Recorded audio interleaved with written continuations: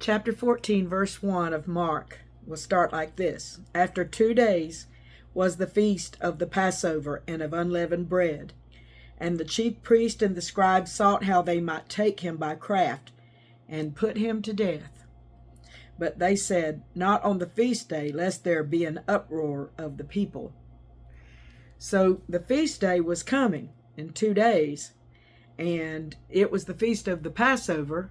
You know, that's the feast to remember when they killed that Passover lamb, and the blood was on the doorpost and lintel in their homes, but not in the houses of the Egyptians.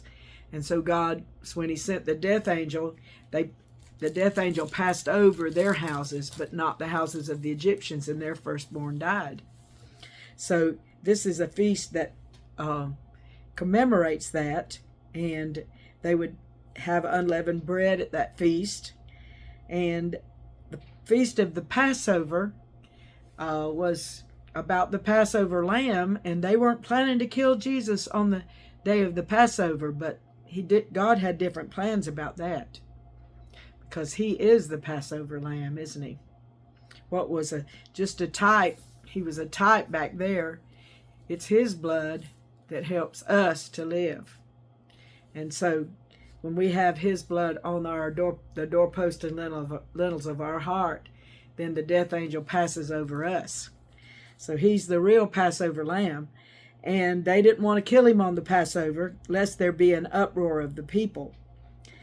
And verse 3, And being in Bethany in the house of Simon the leper, as he sat at meat, there came a woman having an alabaster box of ointment of spikenard, very precious.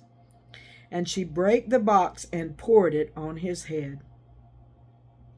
She had an alabaster box. It was that alabaster is a thin kind of translucent, soft stone. Sounds pretty, doesn't it?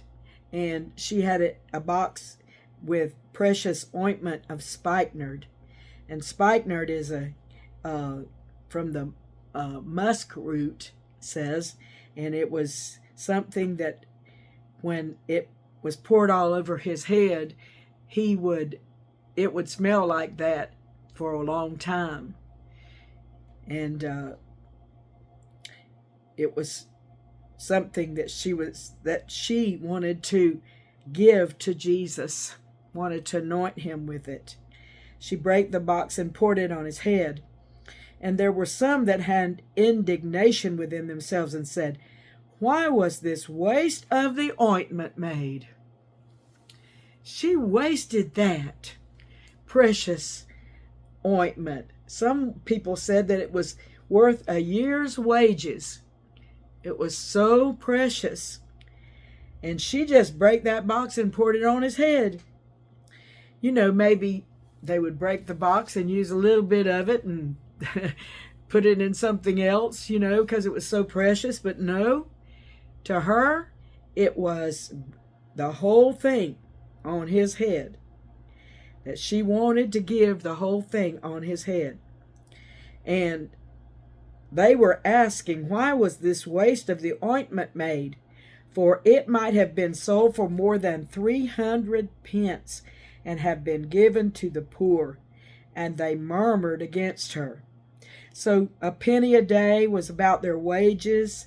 300 pence was getting on close to a year's wages. And they thought it could have been sold and given to the poor. And whoever it was, they just was against her doing that. And Jesus said, now it's time for him to speak. Let her alone. Why trouble ye her? She hath wrought a good work on me. For ye have the poor with you always, and whensoever ye will, ye may do them good, but me ye have not always. She hath done what she could. She is come aforehand to anoint my body to the burying. Verily I say unto you, wheresoever this gospel shall be preached throughout the whole world, this also that she hath done shall be spoken of for a memorial of her. So she did this. We do not know her name. Some people believe it was Mary, but we don't know who it was. But this memorial of her, she would always know it was her. It's always been spoken of in the Gospels, been preached throughout the whole world, and it's always been spoken of for a memorial of her. She has always been talked about bringing that alabaster box of that precious ointment of spikenard. She's always been talked about wasting it on the one that deserved it the most. Woo. She wasted it, didn't she? No, she didn't waste it. Some people think, oh, we're so extravagant with our praises, with our worship and our love. Hallelujah. With lifting our voices and praising God for saving Chloe, for saving our young people and saving our families and oh, being so good to us. We're wasting all of that breath on the doing it up to the sky where you can't even see anything up there. Oh no, he's there. He's listening. It's just like that. They had their say, but all the time Jesus was listening. He was watching and he was listening what they had to say about her. But he said, let her alone. Let her alone. Why trouble ye her? She hath wrought a good work on me. He liked it. He liked it. And I'm going to tell you something. That's what the alabaster box of ointment of spikenard is.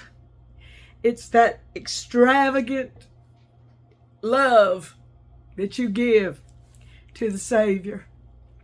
That extravagant praise and worship and love and living for Him with all of your heart. Doing everything you can to cause Him to have a wonderful existence in this horrible world that mostly hates Him. Isn't it something to be able to give Him something He likes in this world? Yes, it is. It's wonderful to be able to give Jesus something He likes.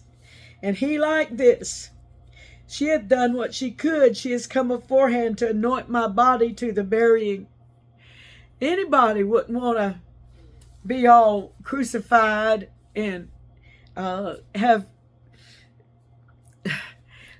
stripes on the back and nails through the hands and nails through the feet and everybody has seen him because he's naked, mostly naked, or could have been all naked, I don't know, but nobody would like to have blood running down his face from the thorns that they stuck in his head. I mean, it was going to be awful what it was going to look like after he was crucified, but he wasn't going to smell bad. No, he wasn't going to smell bad. He was going to smell good. He was going to smell like something precious, like something that nobody got to smell that very often because it was so expensive. I have never even smelled it. I don't know what it smells like. But I read about it. It says it's like a musky, woodsy smell. And that musky, woodsy smell, if that's what it was like, was all over Jesus. All over him.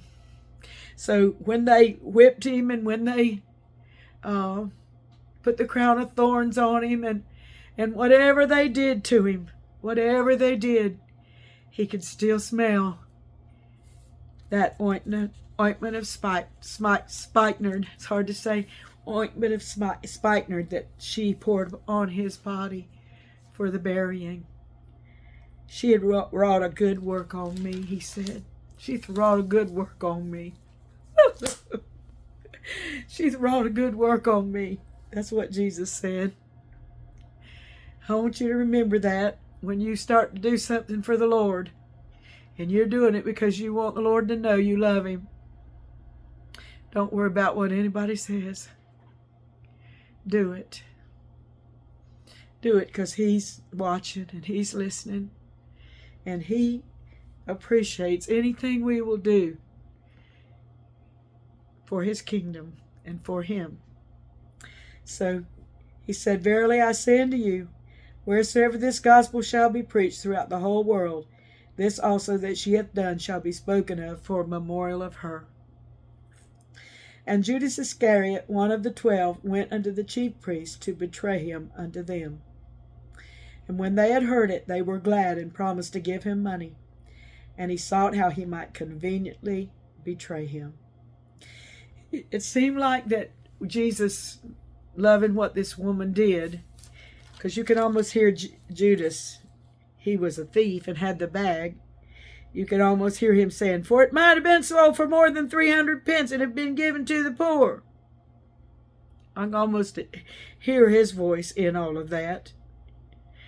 There were some that had indignation within themselves and said, why was this waste of the ointment made? Judas Iscariot didn't want that ointment wasted. He wanted maybe give it in the offering and he put it in the bag. I don't know. But anyhow, it seemed like it drove him then. Because immediately there it says, and Judas Iscariot, one of the 12, went unto the chief priests to betray him unto them. And when they heard it, they were glad, and promised to give him money. And he sought how he might conveniently betray him. So Judas had made his mind up he was going to betray Jesus. And the first day of unleavened bread, when they killed the Passover, his disciples said unto him, where wilt thou that we go and prepare that thou mayest eat the Passover? And he sendeth forth 2 of his disciples, and saith unto them, go ye into the city, and there shall meet you a man bearing a pitcher of water. Follow him. And wheresoever he shall go in, say ye to the good man of the house, the master saith, where is the guest chamber where I shall eat the Passover with my disciples? And he will show you a large upper room furnished and prepared. There make ready for us. And his disciples went forth and came into the city, and found as he had said unto them, and they made ready the Passover. So they saw this man carrying a pitcher of water, and mostly it's women that was carrying the pitchers of water, not the men. So when they saw him, they knew it was the right one, and they followed him. And there was a guest chamber, and it was all ready to eat the Passover. So Jesus told just what was happening, what ought to be happening, and what did. And he was going to share the Passover supper with his disciples. And he was going to share the Passover with all of us. He was. And his disciples went forth and came into the city, and found as he had said unto them, and they made ready the Passover. And in the evening he cometh with the 12. So Judas is with him. And as they sat and did eat, Jesus said, verily I say unto you, one of you which eateth with me shall betray me. And they began to be sorrowful, and to say unto him one by one, is it I? And another said, is it I? And he answered and said unto them, it is one of the 12 that dippeth with me in the dish. The Son of Man indeed goeth as it is written of him, but woe to that man by whom the Son of Man is betrayed.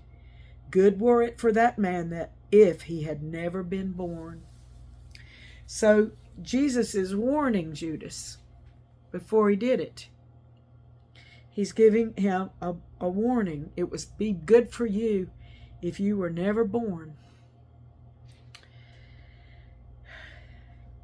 Ahead was horrible for Judas ahead. But right then, he still had an opportunity to say, it's me. I'm sorry. He couldn't do it though, because the devil had a hold of him. And if you go on with the devil, sometimes he has such a hold on you, you can't go back. And so Jesus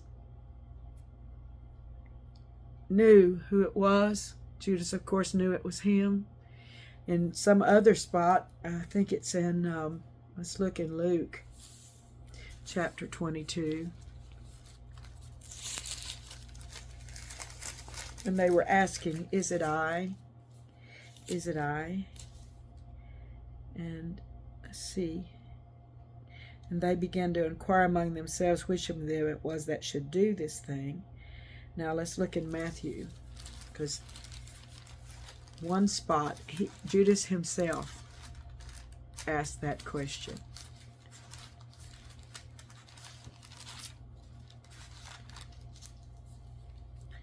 And he says,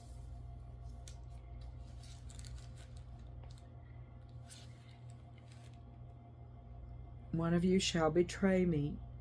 And they were exceeding sorrowful, began every one of them to say unto him, Lord, is it I? And then Judas, which betrayed him, answered and said, Master, is it I? Is it I?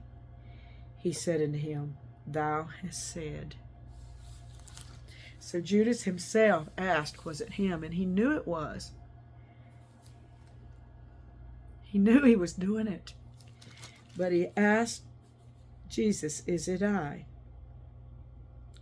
So, and it even says, whoever I'm going to give this dip of the bread in the broth, whoever I do that to, it will be him, because Peter and John had it where they were asking, was it who it was?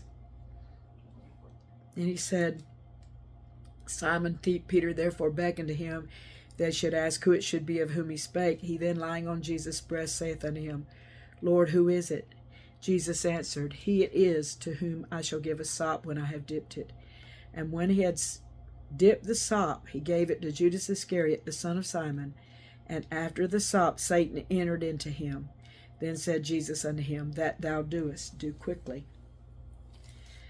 Now no man at the table knew for what intent he spake this unto him, but some of them thought because Judas had the bag that Jesus had said unto him, Buy those things that we have need of against the feast, or that he should give something to the poor. He then, having received the sop, went immediately out, and it was night.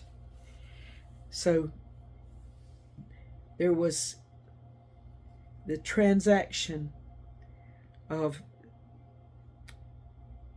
Jesus and Judas Iscariot during that, and Peter and John looking on and understanding that it was him.